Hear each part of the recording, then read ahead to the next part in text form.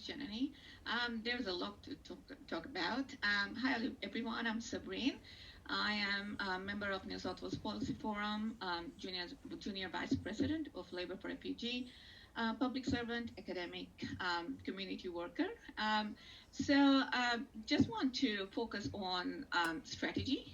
So I'll add one more strategy, and just to improve the current situation. And we'll focus on Anne's point, as Anne mentioned, that Labour lost connection with second generation of migrant. I live in Bankstown area. I'm first generation migrant, and I can see that Labour has also lost connection with first generation of migrant, because we lost vote, although Labour has pretty safe seats in Western Sydney and Inner West, but we lost both in state and federal election. Why is that?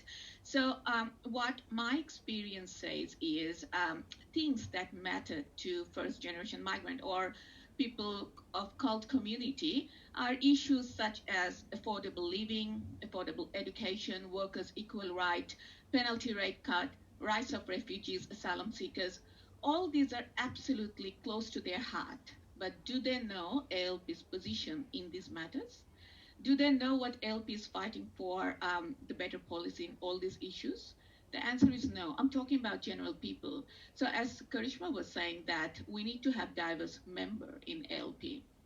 So that is absolutely important. And that is actually the second step. First of all, we have to articulate Labour values to them so that we can increase our supporter. People move back to other parties, as we can say.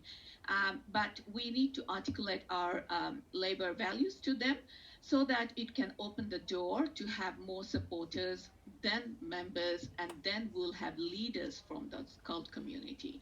So these are the steps we have to follow. And we have to develop ways to articulate these values. It can be through events, meetings, engagement with the community organizations.